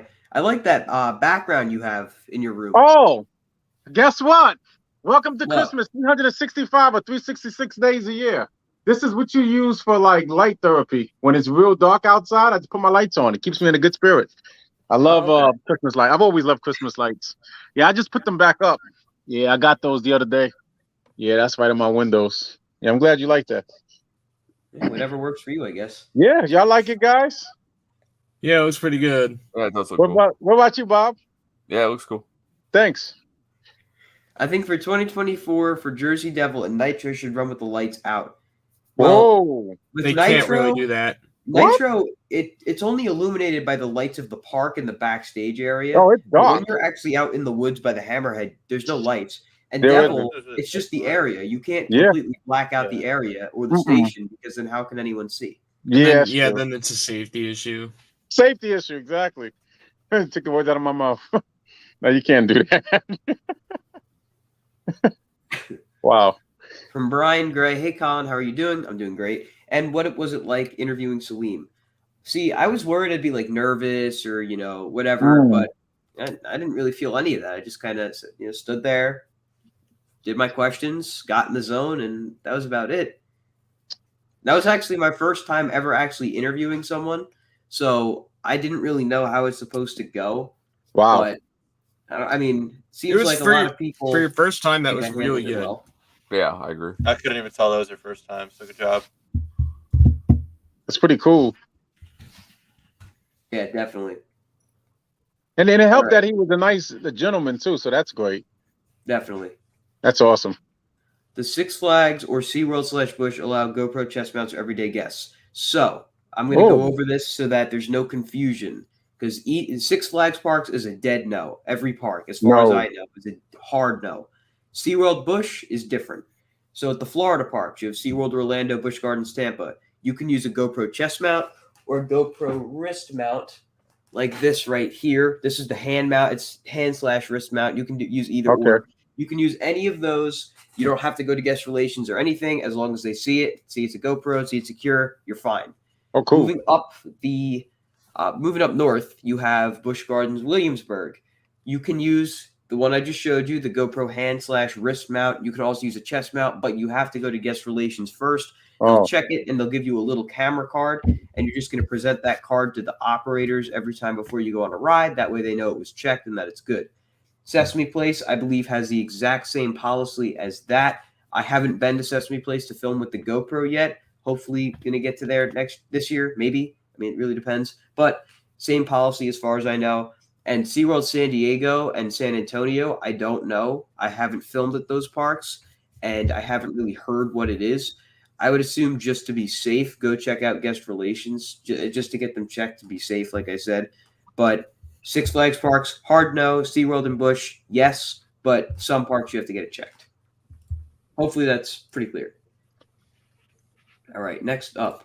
I'm sad that Drop of Doom is done for the season. I guess it needs parts again. I don't know necessarily that it's done for the season, and I don't know that it necessarily needs parts. It could just, be scheduled maintenance. Not sure. Maybe we'll see it reopen before the end of the main season, before Holiday in the Park begins, but I guess we'll see. Yeah, I think you're right about my gold membership. I'm thinking of getting the diamond with the 2 meals for $441 total. Geez, that's a lot. Wish the diamond pass was like $200 to $250. Yeah, it's definitely a little pricey, but again, when you compare it to the Cedar Fair Platinum Pass as well as the SeaWorld Platinum Pass, I think that's what it is. It's pretty fair. It is, because I did the calculations for my new 23 pass. It's about 400 between Dorney or any other Cedar Fair park. It's about 410 to 420. So yeah, you're right. And then 30 times 12 is about 360. So it's $360 for our passes. You, Phil, your dad, and myself. For the Diamond Elite, about $360 a year with the increase. And you got the same pass, Tom? Yeah, I have the Platinum Pass for Cedar Fair, and it includes the dining. I mean Six Flags. You got the Diamond Elite? Yeah, I have the Diamond Elite VIP. Great. I don't know what the monthly rate is these days. $30. It's 30. Okay. It went up to $29 and something cents. Yeah, it's about $30. Yeah, so what? Like, it's even if they did raise it, it's still so easy to get the value out of that. Mm-hmm. Oh yeah, absolutely. I left for a little bit, but I'm back. So how do you get permission to film on rides at Six Flags and Cedar Fair parks? I've asked. I mean, it can never hurt to ask, as long as you know who to ask. The worst thing you can hear is a no. I did get no as an answer for Kings Island and Cedar Point, so I haven't been able to film everywhere. And Carowinds, I unfortunately wasn't able to film either. I was able to work something out with them, though, so they were very nice about that. Good. But it never hurts to ask. Always ask. Do you think Six Flags should do a commercial on why filming with a cell phone is not a good idea and why a GoPro is a must for filming on rides? No, because Six Flags doesn't allow GoPros to be filmed on their rides. So unless they adopted a policy like SeaWorld and Busch Gardens have, that would be a pretty dumb idea. I'm not saying that, but you absolutely. Plus, everybody thinks the rules don't apply to them. Yes. That's the other problem. If SeaWorld did something like that, that would be very good. It would be perfect for them. All the people with cell phones think the rules don't apply to them, and they're better than the rules, so it's not going to do anything anyways. Yes. See here. Oh, it looks like we're actually getting to the end of the questions. Let's see here. Velocicoaster's restraints look identical to Sky Rushes, but they don't hurt. I think they're just like how do I describe it? Next gen. Evolved version. The next gen. They've evolved so much from Sky Rush, which really hurts. Unless you know how to deal with it. Thigh crusher. But Velocicoaster restraints, they're very comfortable. They don't come down very hard at all. Same with Pantheon. No. They pretty much stay in their position, which is great. And they're really good. It looks like the last thing we have in chat here is I hate the restraints on Icebreaker and Tigris. I don't Yeah. I don't like Premier trains as it is since they're so tight. I know for Yeah. taller people like Tom. Oh yeah, like probably It's very my feet don't uncomfortable. fit Yeah, them. West Coast is very, very annoying. I gotta say. It is. And the comfort collars, forget it. They suck. Yeah. Yeah, it's hard to get in and get out the trains. I do not like that. And those restraints in Velocicoaster and Pantheon are Well, great. They don't you're move. taller than we all are, and it's like my legs barely fit in those. My stupid legs things. are so freaking long, so that doesn't Yeah. help. Oh my god, it's so uncomfortable. Definitely. Yep. For next year, my parents want to go to another park besides Six Flags. Which park do you recommend in the New York area? Everyone, hold on. I think we all probably have a similar thinking. I want to see if we're all thinking the same thing. Yes, we are. On three, all right? 1, Start with 2, an H. 3. Hershey. Hershey. Right, Hershey play Park. Of course, Hershey. Hershey. Go to Absolutely. Hershey. Yeah, Is Hershey. Hershey in the New York area? Yeah, I mean, like, if we're Yeah, saying New York, like, it's if we're only saying 3 really listen, like L super close geography. to New York area, only 3 I would hours say go to away. Coney Island, but Yeah, but 3 hours Tony, is nothing. Ride 3 hours Playland's a is pretty not good that bad. option. It's worth it. 3 hours is nothing from New York. That's You you know, can I'm take getting the, a Hershey pass for next year. yeah. I think it's definitely worth it. I've had a Hershey pass when I first got it, and you're gonna really say, "Oh, he's cheap." I had a 2017-18 pass because I didn't want to have to pay $50. I said, "You know what? I might as well get this pass now." For 2 years in one, 17 and 18. That's when I first got my Hershey pass. Now I have a king size. I got to renew it. he says within 4 hours. So yeah, go to Hershey. Okay, yeah, then Hershey. Yeah. Hershey. Hershey is definitely the place. They're always forever expanding. The last 3 or 4 years. You can actually, I see what you just said about Cedar Point, Kings Island. You can very easily tie Hershey together in a trip with Cedar Point and Kings Island. Very You could. easily. Yeah, it's only Yeah. 7 hours away. 7 hours Real away quick. from Hershey. Real quick, off topic. Did you see that picture of Grizzly? Yes, I Yes. did. What is going on? happened? I know they were The tree retracting, but that fell. looks like damage. It looks like a tree fell on it from the hurricane. Yeah. Oh, Yeah, that's what I thought. I thought the same thing. oh man, So Not not good. Grizzly. Grizzly is It brutal. does not I look love like Grizzly. clean, It's like like top 5 in that retrack, like park. we took a piece off Huh? kind of thing. What about Grizzly's Grizzly? like top 5 in that park. Yeah, I'm not a Grizzly. Y'all like Grizzly? I That liked was it. boring. I mean, I don't hated like- it the first the time around. Grizzly Actually, is brutal. riding at night was cool, but like the regular during the day was just whatever. It's Yeah, like it's kind of like middle of the road for me. What about you, Colin? You like Grizzly? I hated it in 2018, and I've enjoyed it this time around. So Yeah. And you like it, Tom? Yeah, I think it's all right. I mean, I enjoyed it better this year than when I visited last year in 2019. So it's There's a- moved up more for me, but still like not. There's still a favorite. jackhammer. You know, there's a jackhammer part on Grizzly. Yup. A couple of parts. You notice what I'm talking about? I got on a few times this year. Ace, if you don't mind me interjecting, Sammy has informed me, unfortunately, he does have to leave a little early. But Sammy, Oh, Yeah. thank you for joining us for the stream. I really do appreciate it. You have any Of course. plugs you want to make before you leave? Just want to say, filming was awesome yesterday.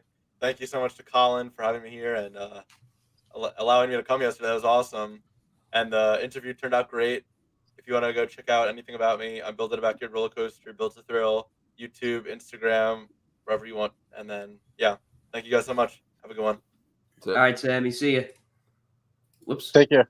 Accidentally removed Tom. Okay. No, Now we're good. you got Bob out. Now we're all good. Okay. Have you been to California parks like Knott's and Magic Mountain? Those are the only ones I've been out to. I've been to neither. Me neither. I've been to both of them. Oh yeah, I've been to both of them. The last 2 years I've been to both. Great park. Yeah, they're both. I got all my credits. Enjoyed it. I was very, very pleased with that. The newest coaster that they have at Knott's, Hang Time. Great. What is that? Gerstlauer? What is that? Yeah, it's a good Oh, slide. it's incredible. Background on that thing love- is amazing. It is amazing. And then I got on it 4 times within 1.5 hours. I got night rides. Oh, galore. It was so fun. Front and the back. I know Colin would definitely be a roller coaster dream for him too. He would love Oh, Knott's. well, and have a Magic great Mountain. night. Thank you for joining us for the Thanks stream. for hanging out. Diet Pepsi fan 1000 Vortex. What do you think of Matagani at Lost Island Theme Park? It looks like fun. I think the fact that they added comfort collars is going to make that ride actually really good. Looks like it's got some solid airtime moments. Of course, it has a hydraulic launch, so that's going to be fun. Overall, it looks good. I mean, it was relocated from Leesburg as Kanonen, so people know how it rides. But I think the soft strap restraints are definitely going to make it better. Ace, do you concur?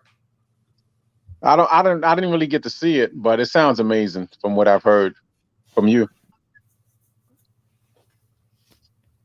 Any other comments? No, yeah, I didn't see it either. Yeah, sounds like fun. Out of all of you, who has been to my home park, Darien Lake? I have. No. I hate that. I have I a hate, million. I hate that place. I've had so many bad experiences because Not even me. here, I've explained this before, but like the workers there piss me off because they act like they hate the world and they just treat people like dirt. And then that park pisses me off because it has so much potential and they don't use it for anything. Like it has so much land, they have so many amenities, and they don't do anything with it. It just drives me crazy. I'm going to concur with Bob. I'm going to start out with the negative. When I went there last year, I learned my lesson. You cannot go there on a weekday. Half the park is closed. I missed out on 3 credits. The food over there can be improved. You know, Mexican food is okay, but they could do better. And this year, I finally went on a Saturday, and I actually got my 400th credit there. So, yeah, you know, it was a little better because I went on a Saturday. I would not go to, don't ever go there on a weekday. Go on a Saturday if you want to get on all the coasters.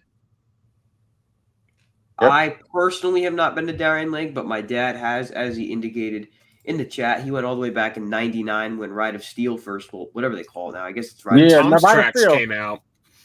Yes, yeah. Tom's Tracks released. And there's only one train on Superman. That's the bad thing about it. Oh, did you get on the Predator? The first, I believe it was the first ever Titan track, Bob? No, I haven't been back there in like 3 years, and yeah. I rode Predator my first time there in like 2012, and I thought my back was broken.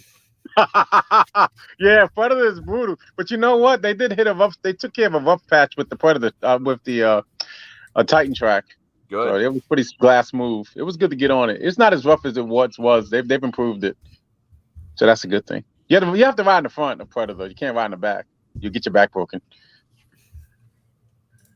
All right, next up, we're gonna try to get ready to wrap up the stream. It's getting a little closer to 10 o'clock, so I think we run our course pretty well. We already did that one. I didn't get to ride Grizzly because it was close for me. Depending on who you ask, you either didn't miss much or you missed the best ride. Yeah. It's great when you go. Hang time was close for maintenance when I went in August of 2021. Ghost Rider was sick though. I can't wait to get out to that. Yeah. The unfortunate thing when I went last year to California for the first time in 5 years, I can't believe I'm saying this because of the pandemic. Hang time was closed even when I went in September. That was terrible. You know, unfortunately, you have to have maintenance for all coasters, and that's unfortunate. And then Ghost Rider is one of my top 3 GCI coasters because it's been retracted via GCI. It's definitely up there with Mystic Timbers and the Texas. Texas. What is it? Texas Stingray? No. What is it? Yeah, Stingray. Incredible. Ghost Rider is sick, especially at night. You got to get on Ghost Rider. Yeah. I know you guys are like it too, Colin and Tom. Yeah. It's a great I coaster. was expecting West Coast Racers to be better than it was. Those restraints True. are awful. Comfort collars can almost ruin a ride. Yep. Yeah. This was a great stream. Everyone here had great opportunities. Have a great one. Have a great, amazing stream. Keep it up, everyone. Thank you, Jameer. I hope you have a great night. Thanks. And it looks like to end out the stream from Diet Pepsi Fan 1000 Vortex. Did you guys hear about the drop ride in Orlando? Yes, I sent that. Did I send it to you, Bob? I sent it to you, Bob, right? Huh? Yeah. I sent it to you too, right? You got it, Colin, right? I stayed at a hotel literally right across the street from it this summer on my trip, and it was very like eerie and creepy. What happened? No, and it was just weird seeing it because it was like 20 feet off the ground, so nobody could mess with it. But like just seeing it sitting there was just creepy. What you was gonna say, Colin? What do you think about the whole situation? Do you think this was the right move? Absolutely, because you had I don't want to get into the tragedy, but what had happened is reprehensible, and you can't have that over their heads. So that's the best thing they can do, and you have all the memories, and the families have to go through that. Absolutely.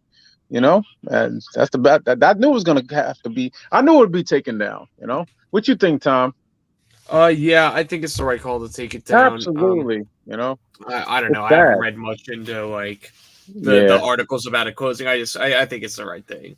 Yeah, I solemnly say that. What about you, Colin? I agree. I mean, there was no other way they could really go about it and not get controversy from it. I think this was probably the best way to handle it.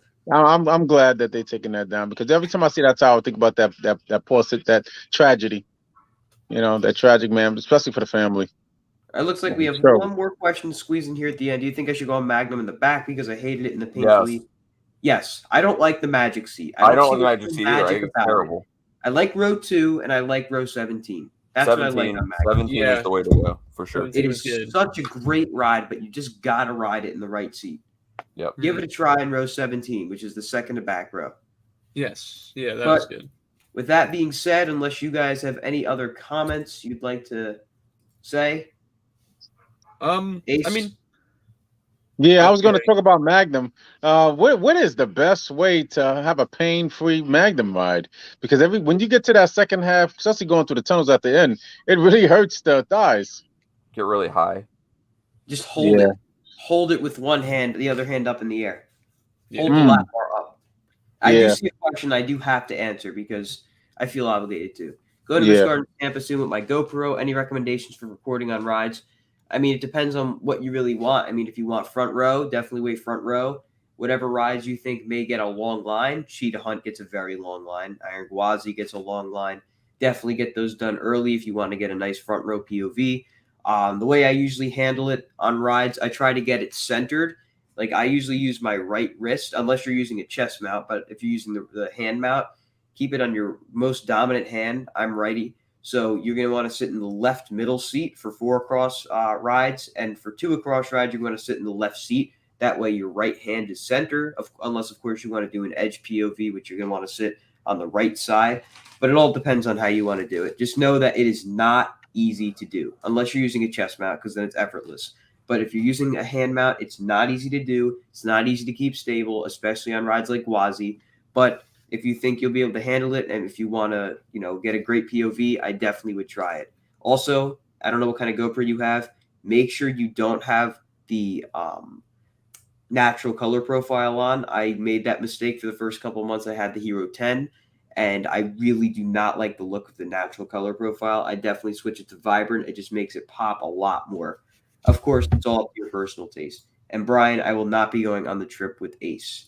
So that's all for questions. I'm sorry, you guys. We got to end it off here. Otherwise, All we'll right, just keep guys. going tonight. Have a great night. Well, hold on. You don't have to leave yet. Oh. All right. So, guys, thank you all so much for joining the stream. And I do want to say another thank you to everyone for all the support regarding the interview. I want to thank, again, Six Flags for allowing me to do the interview with Selim. It really was a great experience, and I hope you guys enjoyed it. Stay tuned for Great Adventure POV content. If you guys have anything you want to plug really quick, be sure to do so. I was just going to say, it was really, really eye-opening, that interview for me, and I guess congratulations again on getting it, because that's nobody else does, so it's amazing. Congrats to you, Colin. You handled it like a pro. I was really impressed. What a cool opportunity. I just hope this helps to sway people toward having more faith in the plan for Six Flags going forward. I think there's a lot to look forward to. Yeah, absolutely. Yeah, I concur with that. I haven't seen it yet, but what I'm hearing from the interview, I'm looking forward to seeing it. And yeah, Ace, great job. Sure, check it out once we're off of here. Oh, right as soon as I'm going straight to it. And I'm gonna go. I got it right here, so I'm gonna see it right away. Give me a call once you're done with it. Let me know what you thought. Oh, absolutely. I'm looking forward to that. Yeah. We do have all a right, plug guys. too. Thank you all. Okay. So, Tom, go ahead. Yeah, I was cleaning out. I forgot I got this book from a Great Adventure History. The guy Harry, who runs the site, wrote a great book, Images of Modern America. There's like all the history we're talking about. There's a lot of material in here that could be great for the 50th anniversary. Check it out. It's a really cool read. You get a little bit of the history, some diagrams, pictures. Check it out. It's such a good read. I'm rereading it myself. It's awesome. So you go on Amazon and get it, and I can order it's it? on Amazon. I think that's where I got it through a few What years is ago. called again? Images of Modern America, Six Flags Great Adventure. Images of Modern America, Six Flags Great Adventure. I'll look that up. It's a pretty good read. Yeah, I'm looking forward guys, to that. Thank you all for coming on the stream. I hope you guys enjoyed. Be sure to like, comment, and subscribe. Stay tuned for some exciting content. I'm going to have the first of the Great Adventure POVs coming out tomorrow. Stay tuned. Have a great night, everyone, and I'll see you all next time. Thank Bye, you. guys. Have a good night. Thank you. Good night.